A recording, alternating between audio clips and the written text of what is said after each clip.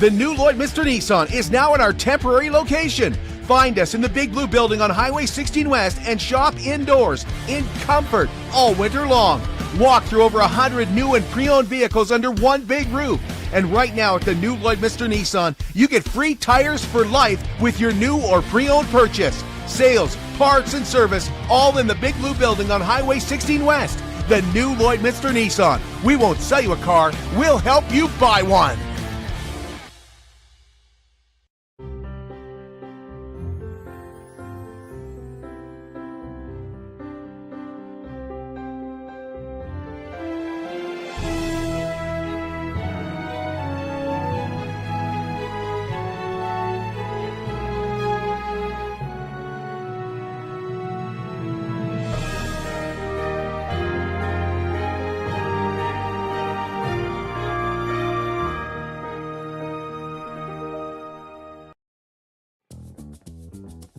Local people, local news and events,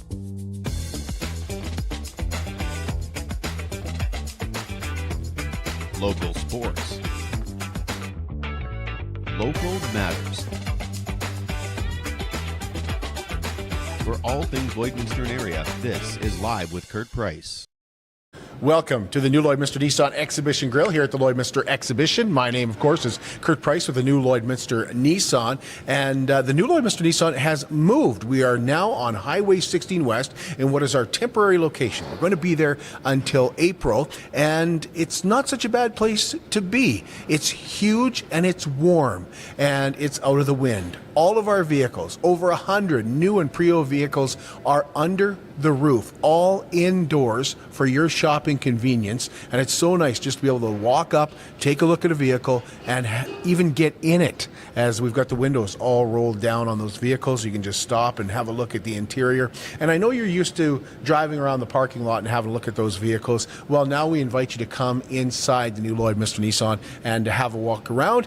And if you need help with something, we have the salesman there to help you with that.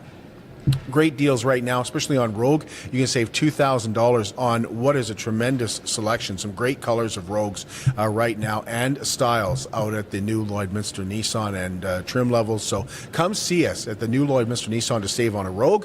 And right now at the new Lloydminster Nissan, you get free tires with your new or pre-owned purchase. Well, our guest today is Battleford's Lloydminster MP Rosemarie Falk. It's been a long time since Rosemarie has joined us on the show. We're happy that she is here for what I will call a discussion.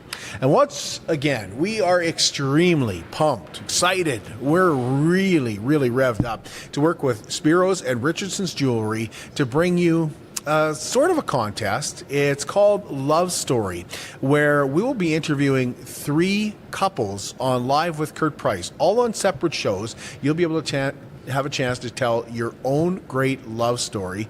And we want you to nominate yourself. We want you to nominate your neighbor, your family members, your friends, anybody that you think has a unique love story. You want to tell your love story. Visit the Live with Kurt Price Facebook page and nominate a couple. Nominate yourself today. Guests who appear on Live with Kurt Price will also receive a $100 gift certificate to Spiro's. Superior Water is proud to provide you with the purest drinking water possible. And I drink it because I like the taste.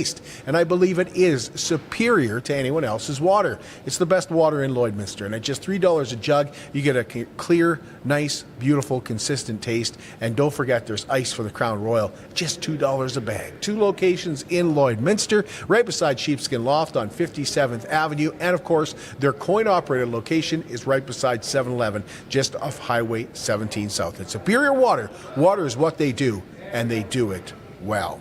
The Marwayne Community Playground Association getting ready to host Kelly Taylor on February the 10th. The president of the Marwayne Community Playground Association is Bobby Jo Calder. She joined us yesterday and told us why they are fundraising.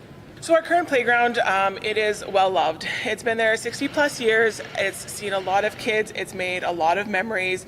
And I'm sure a lot of our community members that have attended this school can talk about the many, many stories that they've had on those playgrounds, right? So while it's that old, it's outdated. It's not accessible for all abilities. And that's just something that we would like to bring to our community, is to make sure that all kids, all abilities are able to access the playground and have fun together.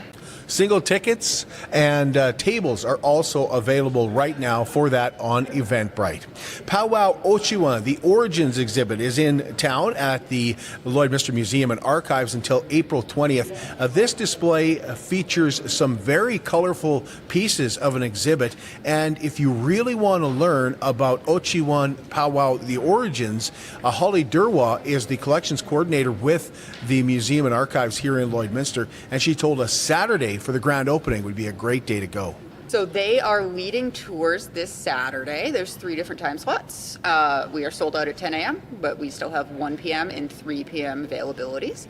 So Patrick and Marissa are in town leading tours of the exhibit. So why it's important, where they got the ideas from, how they came up with these kind of regalia concepts on the things, what the regalia means. So they are on hand to walk you through this exhibit and explain to you to a depth that we can't do, because Right. they know it better than we do by Absolutely. far. Yeah. They are the experts. Lloyd Local Series is 3 dates of concerts that feature local talent. The first show is coming up on March the 27th with Amanda Koopa and Caroline Park taking the stage. Caroline and Amanda will be responsible for selling the tickets to that concert, and Caroline told us that she's quite excited about that. Actually, I was nervous to say, putting together my application, but then as you went through the questions and answered the questions, that was probably the part I liked the best, because it was like, yeah, you need to take ownership of your own career, and we're not going to just put everything on a silver platter for you. So what are you going to do to shoulder some of this burden? And it was 10 minutes. I was like, okay, I have 6 things I can utilize, and I'm going to do that. So no problem. Buckling Disaster Services is a local company that cares about you and your family and community. They are always giving back to the community, and they're local, operating in Lloydminster, Wainwright, serving Bonnyville, Cold Lake, and St. Paul area, and they truly do put your family first. Their commitment is to you and your property and taking care of your possessions, but really on getting your family back to where you were before the disaster. Wind, fire, flood, a burst pipe, as we've seen in that cold snap, called BioClean Disaster Services. Local at 1-833-246-8326. Take this break and be right back with Battleford's Lloydminster MP, Rosemarie Falk. Hi, my name is Ben Harrison. I'm a librarian at Lakeland College and chair of the Downtown Area Redevelopment Committee.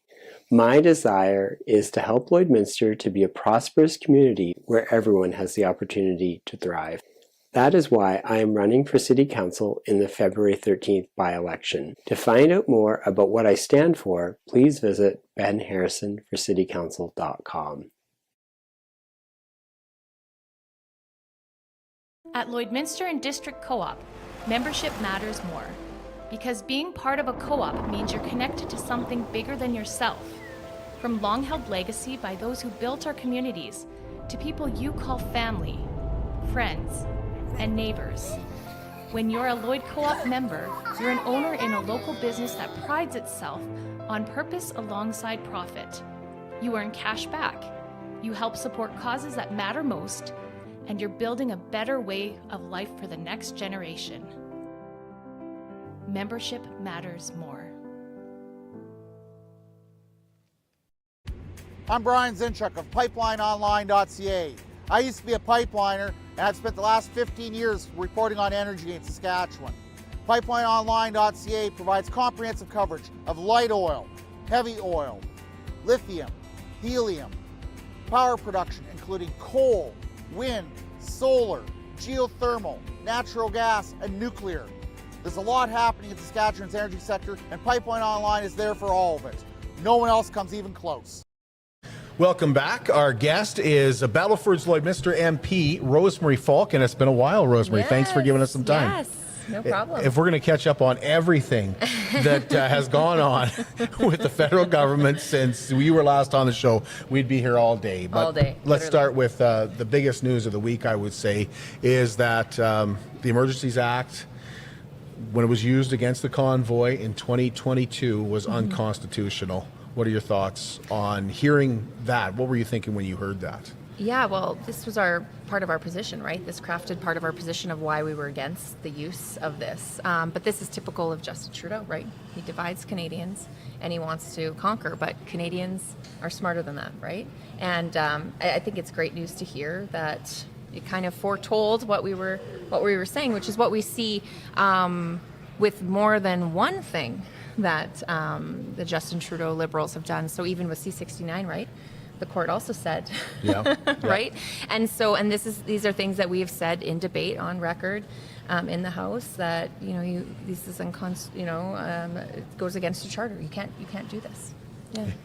You know what I find is interesting is he's constantly saying that about the Conservatives and Pierre Poilievre, how he's not going to let divisive politics into this country. Mm-hmm, yeah. Like, yeah, it's mind blowing. It is mind blowing, especially when Justin Trudeau is the one that called Canadians names throughout the pandemic. Right? But and then he come out and say, "I never said that." Yeah. Yep. Like, it must be at times very frustrating to ask a question and not have it answered. Yeah. Yep. Yeah. It can be frustrating, and or even on the same note, even some of the positions that we hold as Conservatives, presenting those positions and arguing for those positions, not understanding how the other side, whether that is the Liberal or the NDP, do not see the common sense in what's being proposed by us.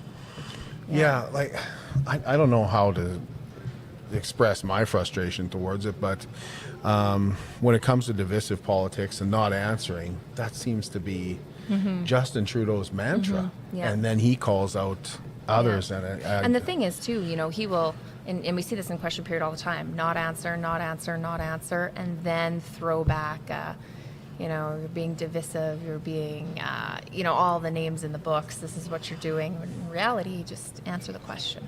Yes, yeah. Right? But even when the answer is no for the federal government right now, it doesn't seem to matter. You mentioned Bill C-69. Mm-hmm. It was found by the Supreme Court to be unconstitutional. Yep. The plastics ban, the one-time plastics ban, was found to be unconstitutional. It hasn't seemed to matter. Yeah, yeah.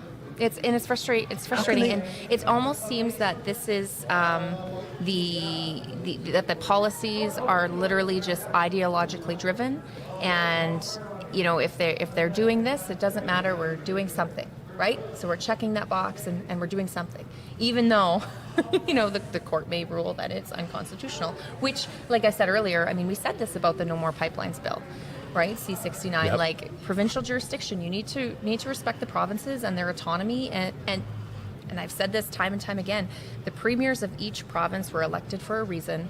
They know their own backyard.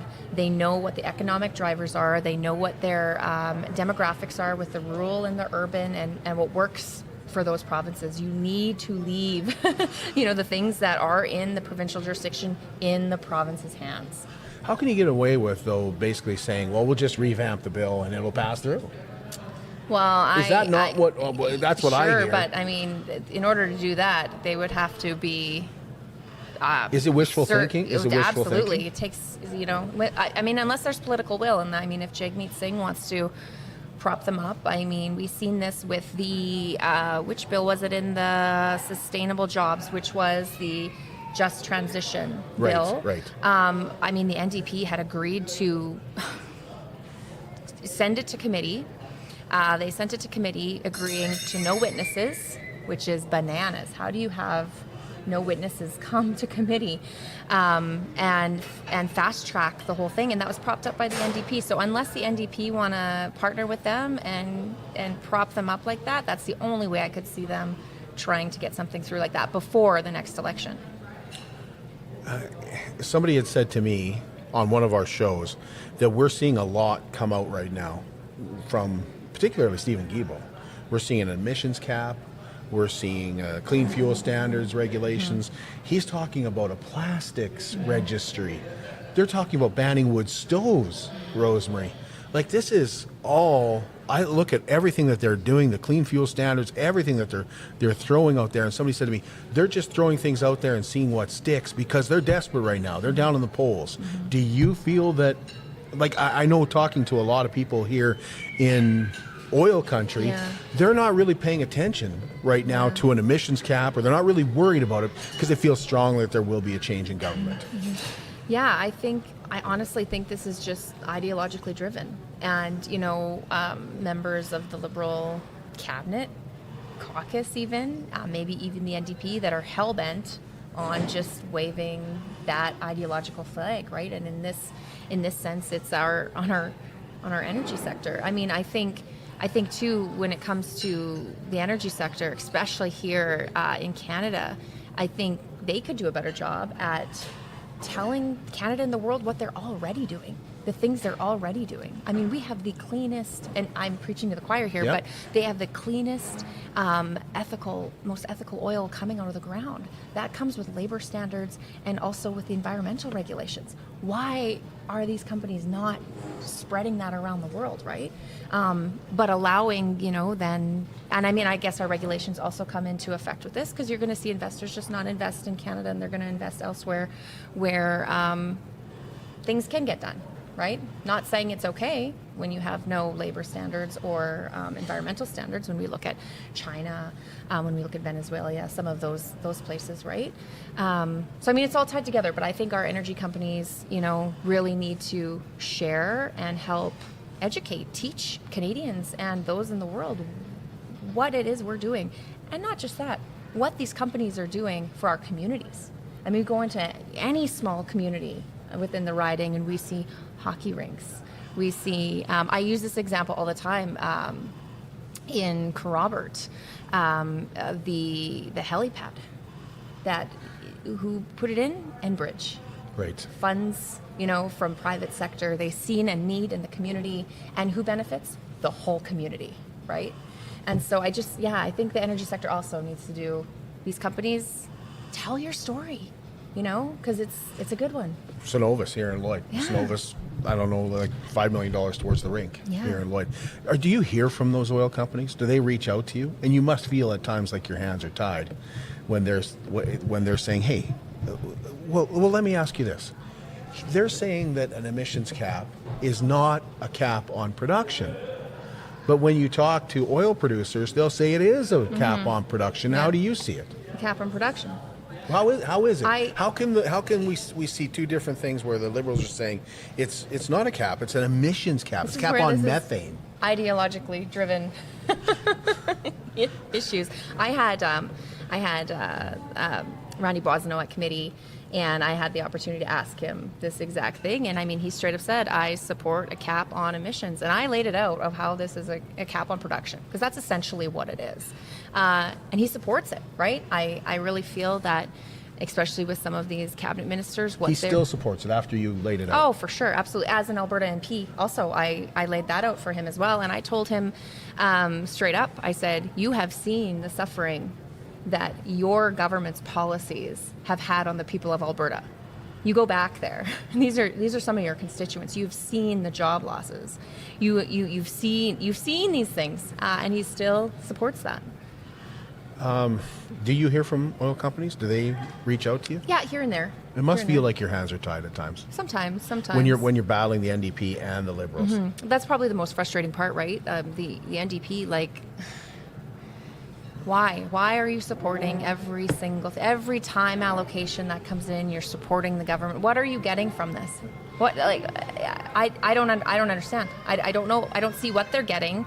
It's unfortunate to see just the what looks like lack of principle some of them have, when they debated one way maybe a few parliaments ago, and now they're debating another way to support the thing that they voted against. I don't understand.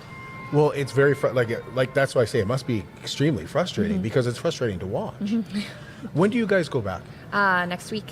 Okay, Next week, and that's going to be very interesting. Yeah. The carbon tax. Yeah. I want to get into the carbon tax and Yeah. what's happening in Saskatchewan, what's happening in Atlantic Canada. So I'll lay it out this way. I'm watching a press conference. I can't believe what I'm hearing. That the Liberal government, who cares so much about our environment, and I'm not saying they shouldn't, but they have expressed that this is the number one issue for Canadians, is going to take the carbon tax, off of heating oil. which is a lot worse for the environment than natural gas and electric heat would be, or even propane. Yeah. And they're going to take that off in what basically amounts to Atlantic Canada. I know there's a few spread out here and there that use heating oil, but for the most part. And then I'm watching this, and it sure looks to me like he's making the announcement in Eastern Canada. Yeah. So it looks to And me wasn't like... that even on the same day that my leader had a Yes, rally? it was. Yes, it was. In Eastern Canada. Yeah. Yeah. And Axe the Axe the Tax was, that Yeah. morning. Yeah. That afternoon. Yeah. Here's Justin with the whole, Yeah. the whole team behind him. And I'm frustrated by that. I watched it, and as a Canadian, I thought this was about the environment. That to me said it wasn't about the environment. What did it say to you? Oh, it's about polls. Which is almost everything that this government does, right? And even worse when they sent their minister out, Minister Hutchings, Goody Hutchings, and she said, well, you got to elect Liberals in the prairies if you want an exemption on the carbon tax.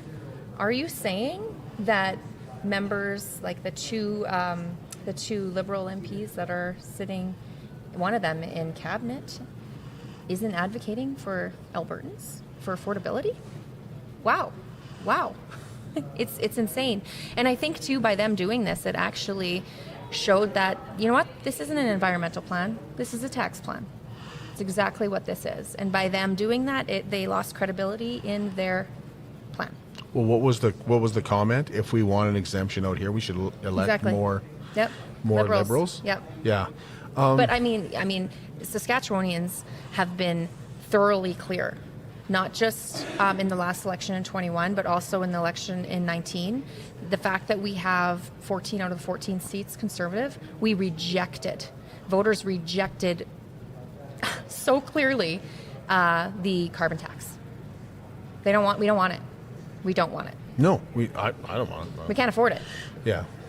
Well, I agree. It's just putting the price Yeah. of everything up. We'll get into that a little bit more. But in Saskatchewan, Scott Moe has stopped charging the carbon tax on natural gas and on electric heat. And I know he would do it on propane if he had the ability to do so, which he doesn't.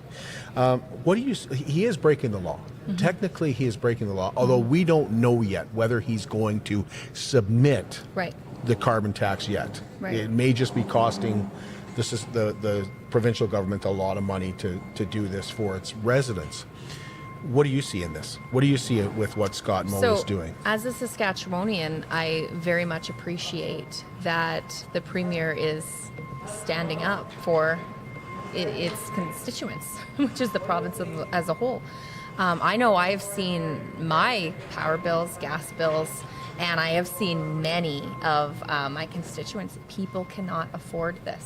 So I know I appreciate Scott taking a stand and showing the federal government, look, you cannot treat one portion of the country one way and then another portion of the country another way. It's unacceptable. So I appreciate that he's taking that stand. But they're getting away with it, you know. Whom the Liberals. Right. It looks like they're getting away with it. Sure. But Scott's putting his foot down and saying we're not going to collect it on home heating. Right. And I mean, Scott hasn't said we're not collecting it at all, right? Like it's still being collected. Right. But on home heating, just like it is in Atlantic Canada, for those Atlantic Canadians on home heating, he's not remitting that from from us, right, as constituents. Well, he's not collecting it. Like, Right, it's not yes, on the collecting, yes, Yeah, he's not collecting. collecting it. Yeah. But he is. We don't know whether he's going to remit it or Right, not. yes, Yeah. yes. Yeah. Okay. So, the other thing that came up there. Which, have you talked to the my provincial Colleen Young? Yeah. Yes, I have. Yeah. Have they? Well, the biggest question that I had for Colleen was, why are you doing it on, on heat when you could just do what Alberta did and do it on gas? You know, just stop collecting carbon tax on gas, or your tax, your provincial tax on gas. And her answer was that wasn't fair to everybody. That we need to keep the roads up and stuff like that. But I'm not sure. But also, though, I'm keeping it quite similar to Atlantic Canada, right? Like it's on home heating oil, right? Heating. Yeah. Right. Yeah, well, and that's the other thing I wanted to ask about, because we're also seeing the federal government supply heat pumps to, and that heat pumps keeps coming up. Yeah. Like if I, in December, if I didn't hear heat pumps one more time, I'd be very, very happy because it was heat pumps. Yeah. And still in January. And still in January. And now, you know, and people are saying, well, they won't work in Western Canada.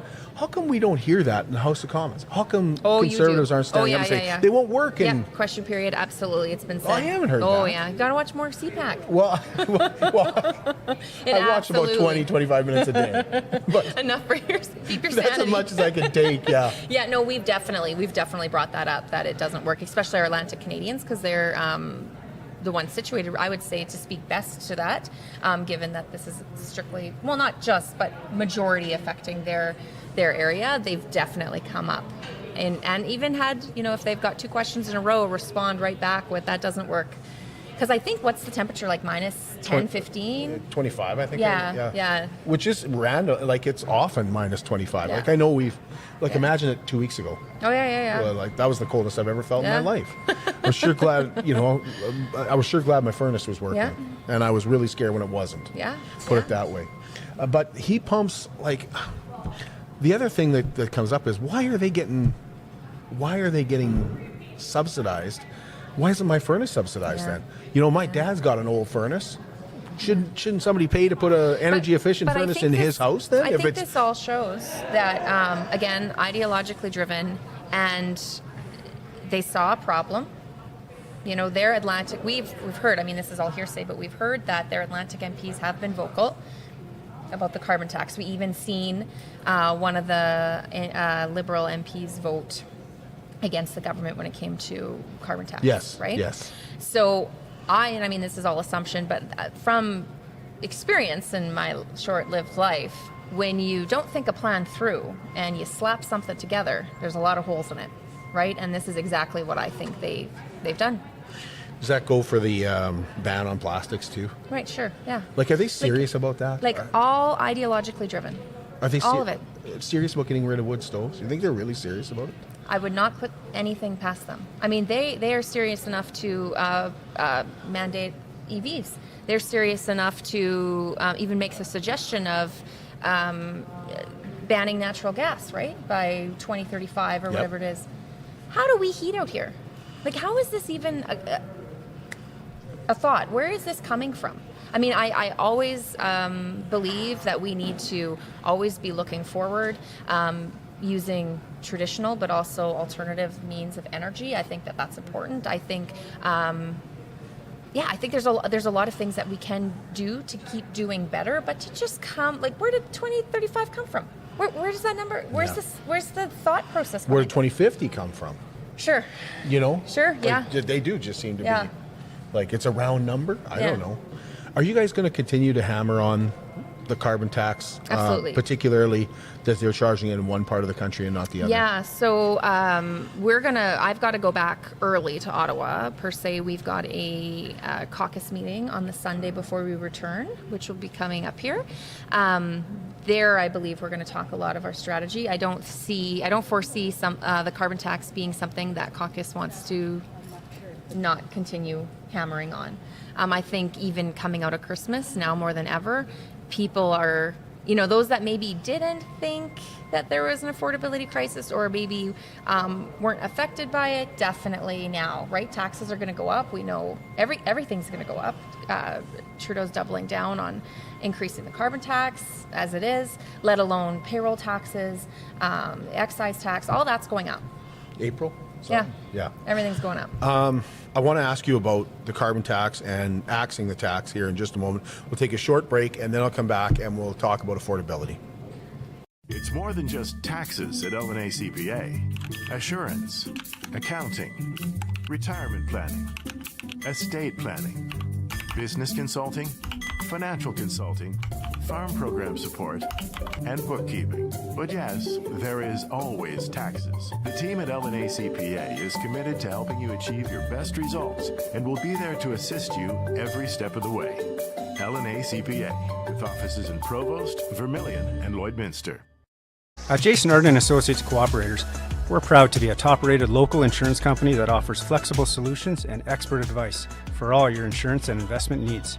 We'll work with you to tailor your insurance specific to your needs, and we offer investment advice that always puts you first. At Cooperators, one of our core values is to give back to the communities that we live in. Thanks to the support of our clients in Lloydminster and area, in 2023, Jason Arden and Associates has donated $40,000 to local nonprofits, charities, students, athletes, and other special events. How does your insurance company support our community? How can you help support the oil and gas industry and jobs in Western Canada? The answer is closer than you think. Sell your scrap metals to PWM Steel. PWM sells scrap iron to Evraz, located in Regina. Evraz's #1 customer is the energy sector, building pipes and plates for the oil and gas industry. PWM Steel is your locally owned metal recycler and steel service center in the area. Plus, they're a strong supporter of the community. PWM Steel, your top steel supplier for Alberta and Saskatchewan for 40 years. At Diamond 7 Meats, we work with local farm families to provide a high-quality product and a great selection for you. Try our mouth-watering smokies, pulled pork, roast beef, and more, made pure and natural with no additives or fillers. We offer custom processing, and our experienced team works for you to provide a selection of sausage, burgers, and jerkies made to your specifications. Take your grilling to the next level with a Yoder smoker. Complete the grilling experience with Canadian-made, award-winning line of House of Q barbecue sauces. We're locally owned and operated, and we look forward to seeing you today. Welcome back. Our guest is the Battleford's Lloydminster MP, Rosemarie Falk, and we've been talking about the carbon tax. And the carbon tax, it depends who you listen to on how much it is increasing food prices, how much it is affecting absolutely everything in our lives. All I know is I'm watching everything go up. I follow the food professor on Twitter, and when I hear things like, oh, the carbon tax is only affecting things 0.3% or something like that, and the experts don't agree with it, and they're saying, how did you get to this point? And it's never explained how it's got to that point. I am so frustrated. I know people here are as well, that they're watching everything go up in price. And when you say experts, are these academics? Academics. Yeah. And not necessarily the ones that are farming and paying the bills. Well, even the ones that are farming and paying the bills, I trust a farmer who says, "Hey, the cost of your food is going up because it's costing me more to grow it." I trust him more than I trust anybody. Well, I think it's common sense to think, like, it makes sense if you have somebody who is growing the food and it's costing them more. I mean, this is the thing, they're paying the carbon tax on everything, even if they need a part shipped to them. Shipping, there's carbon tax in that. I was at the post office not long ago and somebody was saying, oh man, that's so expensive. And the response from the Canada Post worker was, well, that's the carbon tax going up in the surcharges, right? So they're paying it on shipping, let alone shipping their grain, right? Fertilizer, everything to fill their trucks, their tractors, their combines, everything, right? And then let alone you and I'm probably preaching to the choir, so forgive me, but you've got the farmer paying that, but then you have the shipper that's also paying that because they have to pay it on their fuel, right? And then if we're sending it to processing, don't forget, if we're going to a processor, you've got your carbon tax on your electricity, your heat, maybe they're shipping things in. If they need parts for things, there's carbon tax on that. And then we're going to ship from processing to store. Okay, well, there's carbon tax on that fuel. And then it gets to the store. Don't forget the store, and I'm not justifying grocery prices, but the reality also is they're also paying an additional carbon tax on their heating the store, their refrigeration, their cooling, their everything, right? And who pays for it all? The consumer. And that goes for everything. That's not just farming, that's everything, right? And so, yeah, I do think that, if you axe the tax, I believe we would see almost an immediate a reduction in prices. You don't think we've gone too far? I've never seen anything go down. I've told you that before. I've never seen anything drop in price. I don't know. I gas hope. Maybe once in a while. Gas, but it always goes back up. Gas once in a while.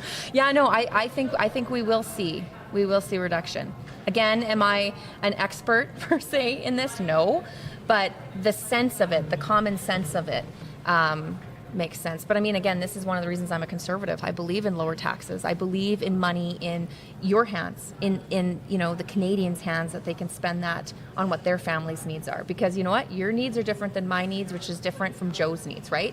And you're best positioned for that, as opposed to the government telling you we're going to change your behavior by charging you more money, so you stop driving to Edmonton to go for treatments at or a specialist appointment. We believe that you're the one that's responsible and knows what's best for you and your family and how to spend that money. When we get into an election and Pierre is pushing the tax, do you see a way to get rid of a tax that's embedded in everything now? Like, or are we talking about getting rid of a tax that I think there's on home heating, but we'll put it on?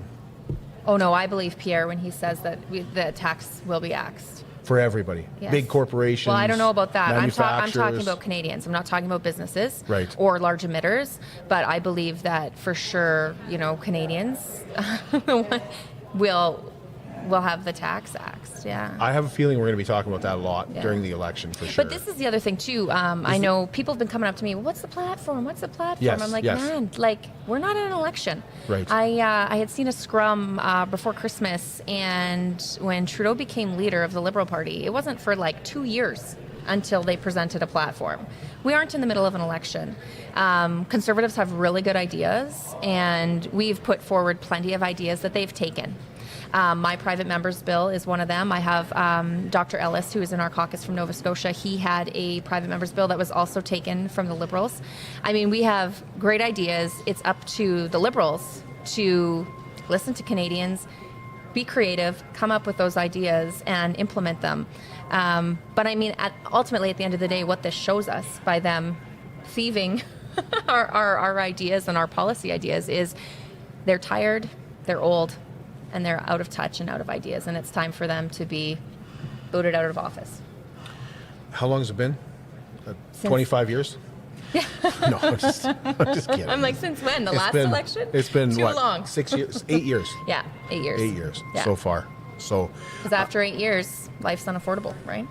It feels that way. Yeah. You know, as a media personality, I can tell you it does feel that way. I don't have to agree or disagree, but I can agree. It does. Yeah, absolutely. It feels, and we all have to pay it. Mm-hmm. We're all feeling the crunch. And I think we have to acknowledge too. I mean, coming out of COVID, that was another thing, right? I mean, economies around the whole country were disrupted, and so that I know in itself felt like forever. Those years, right?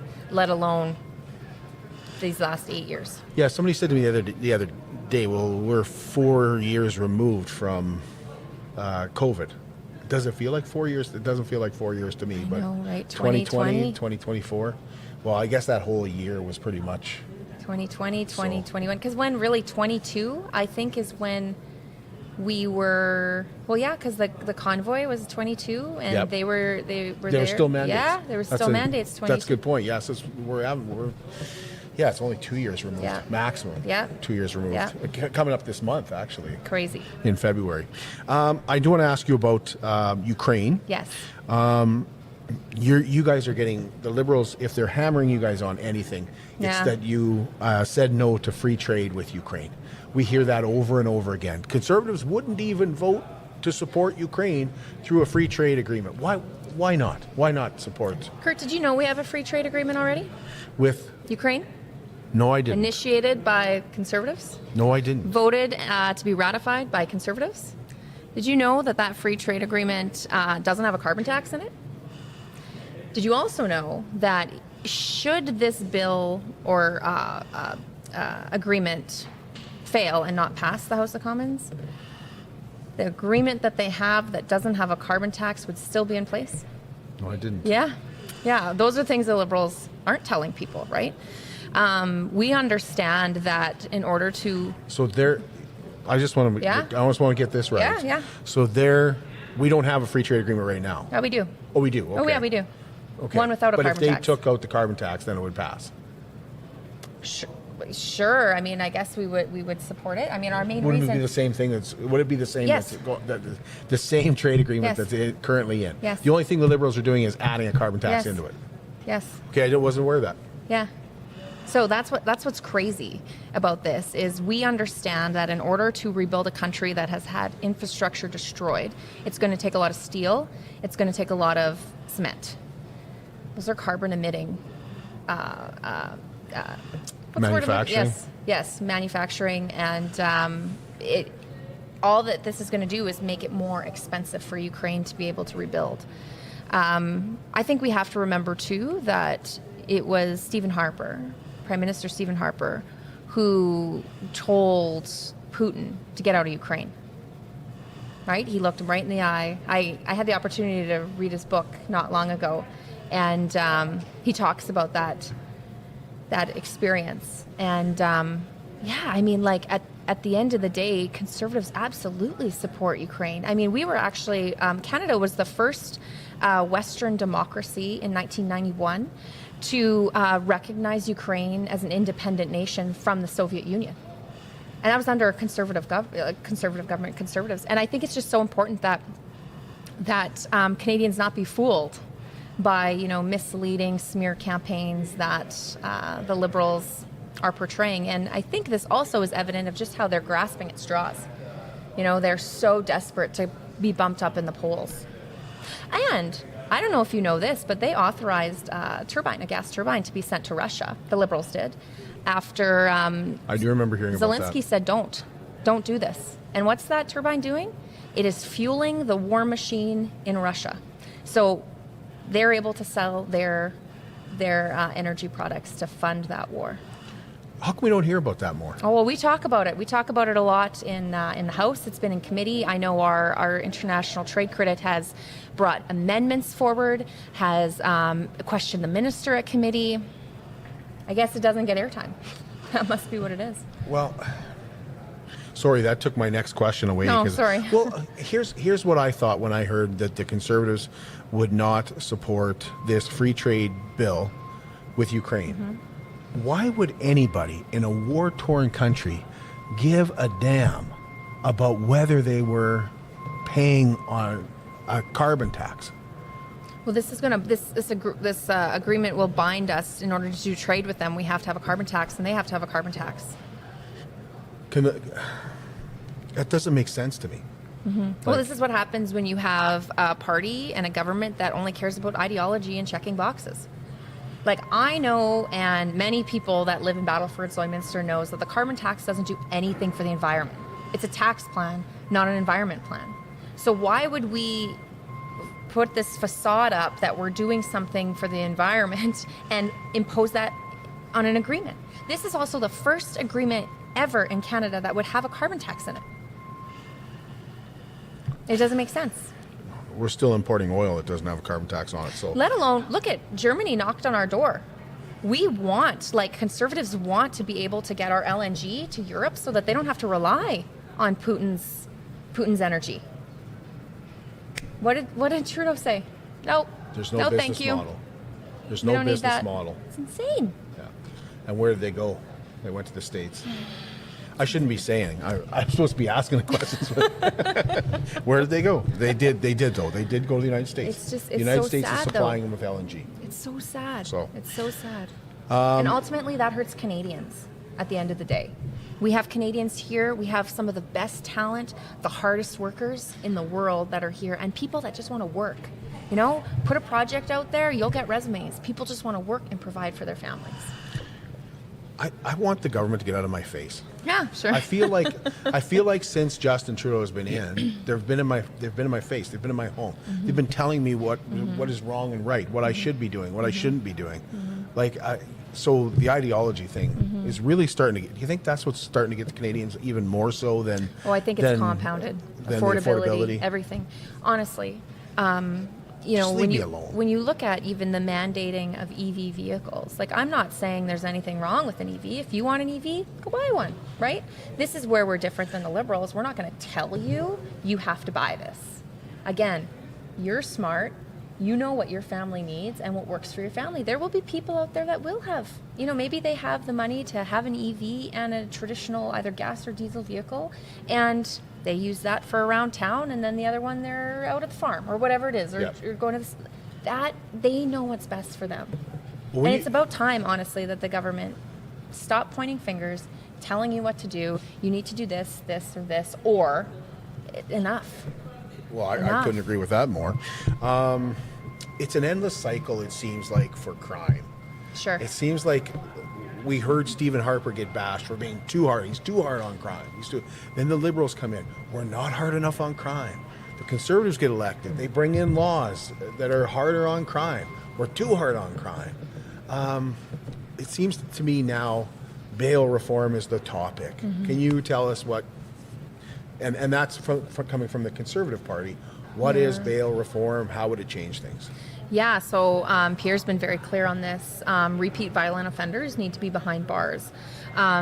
We actually, I don't know if you're aware of this, we had and I'm going to butcher this word, we had a private member's bill, I want to say in the last parliament, from one of our Atlantic Canadian colleagues, recidivism. So he had a bill pass on this, and this is about helping people. So absolutely, Conservatives believe that there is a compassion component to this, and those that are able to, whether they want to access rehabilitation or if it's courses on just sometimes the simplest things for some people, but not for other people. It could be, like even just job, training for a job and learning you got to go to work at this time and do this, integrity, those kind of things. So recidivism, we had that pass. I want to say it was unanimous support. It's law now. But acknowledging also when you have those repeat violent offenders, and I don't know the stats for sure. I know Pierre, was he in BC last summer when he said, look, Justin, recall Parliament. We will all be there as soon as you do it to pass bail reform. He didn't do it. He didn't do it. Come the fall, they brought a bill forth. It didn't go nearly as far as we think it should. It still has repeat violent offenders or repeat offenders, like the catch and release system. There's things that could be changed with that. But I think that there's this balance of, yes, jail for those repeat offenders, but we also, and this I think has to be in a collaboration with provinces and municipalities, being able to have discussions and offer, whether it's programs or training, or because I have hope for people, right? Just because you go to jail once doesn't mean you need to stay there forever, right? There is like rehabilitation, recidivism, all these things that we can help as community. Does that answer your question? It does. It still seems like an endless cycle to me. Yeah. Well, I mean, when you have Trudeau though, Trudeau and the NDP, let's not give the NDP off the hook, saying, "Oh, you're a hunter and you have a firearm? Hand it in. You're the problem." That is not helping, because our lawful, legal, law-abiding firearms owners are doing what they're supposed to do. They're getting trained. They're going through the rigorous courses and checks, security checks, in order to be able to have, the firearms that they have. We need to be also looking at the smuggling of the illegal firearms, the illegal guns that are coming from the States, usually by criminals. They're the ones that are smuggling, right? And we need to be cracking down on those laws and making sure that, it's not happening.